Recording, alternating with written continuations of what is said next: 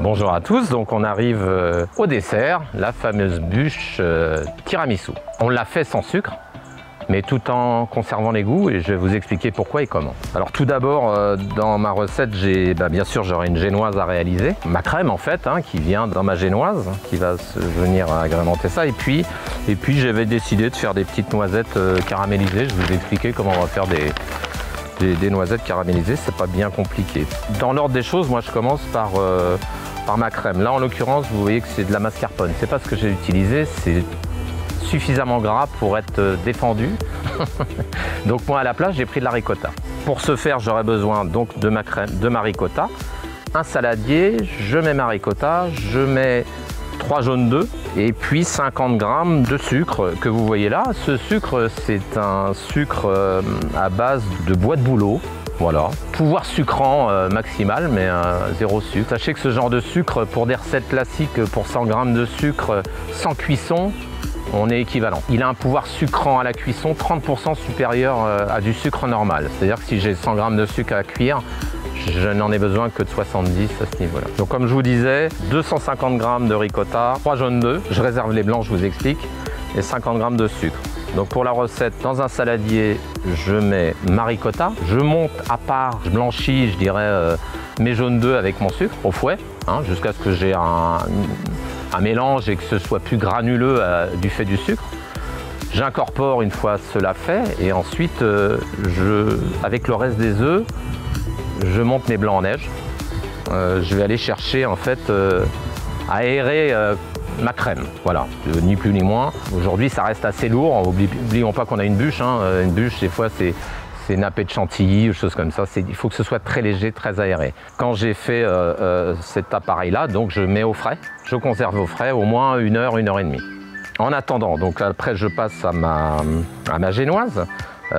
Donc génoise, j'aurai besoin de farine en fait, d'une farine, je veux dire. Et là en l'occurrence c'est de la farine j'ai choisi de la farine de riz complet, voilà, et pour le coup plutôt conseillé pour les diabétiques. La quantité sera la suivante, donc j'aurai 4 œufs, 50 g de farine, 50 g de sucre.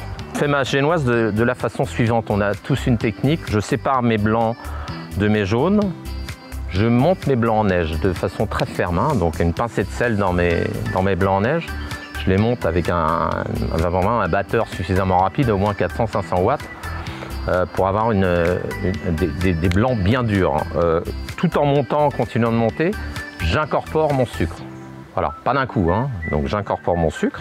Je continue avec mes jaunes d'œufs et je réduis ma vitesse au minimum. Et là, je saupoudre, je tamise ma farine en fait. Je tamise légèrement pour avoir une onctuosité et puis garder ce côté un peu meringué de mon montage. J'ai choisi aussi, puisqu'on pourrait se dire qu'on a une dominante quand même, on est dans du riz complet, donc on a un côté un peu plus fort que du riz blanc. Donc moi je casse un peu, alors ça peut être du vanille, ça peut être du caramel. Moi j'ai un caramel goût vanille, donc j'ai fait les deux en un, voilà, on parsème.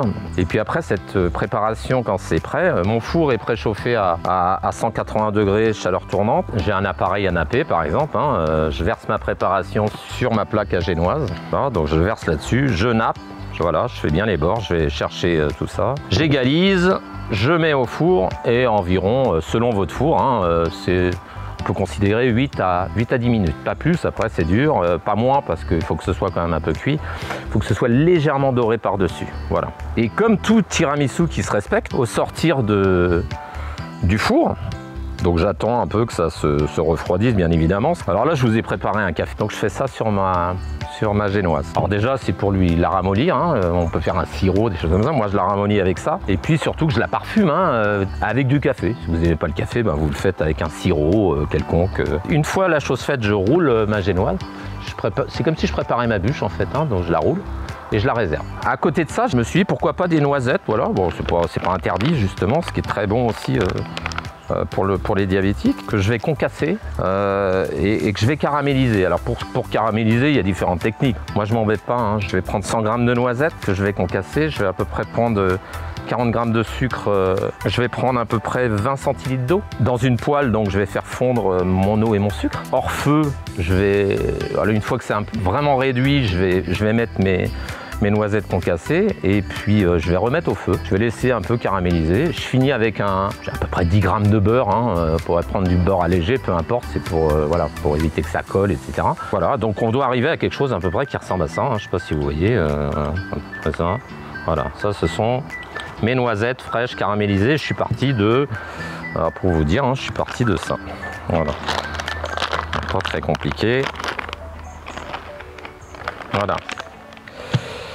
Donc, je déroule ma génoise, donc je l'ai pulvérisée bien avant. On peut toujours encore remettre du café, hein, dessus, il n'y a pas de limite, selon les goûts. Après, je nappe effectivement avec ma crème que j'ai sortie du frigo. J'évite de la choquer, hein, je veux garder ce côté aéré. J'utilise à peu près 2/3 de ma crème. Je nappe, je roule, pas trop serré. Après, il y a des techniques, hein, pour serrer. Donc, on enroule d'un papier sulfurisé, on bloque une fois roulé, on bloque un peu et on pousse et on serre sur les côtés. On choque à peu près 10 minutes, un quart d'heure au congèle et après au frais. Voilà, tout ça c'est réservé. Et tout à l'heure, je vous expliquerai comment napper tout ça, puisque en finition, bien sûr, quand je vous ai dit 2/3 de crème, le restant je le bats, j'en fais du liquide. Et après, je vais habiller ma bûche de cette crème. Je vais la saupoudrer avec du cacao noir, un peu de déco avec du sucre glace, hein, mais bon, c'est vraiment léger, il n'y a pas de danger. Puis je vais l'habiller avec mon reste de noisettes. Et puis quelques décorations de Noël, hein, qui ne sont pas très compliquées à trouver.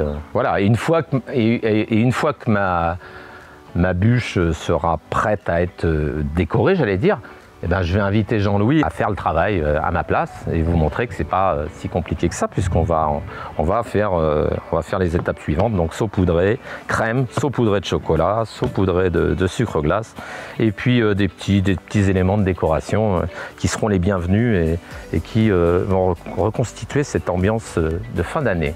Donc Jean-Louis, je t'invite à me rejoindre et à faire cette décoration.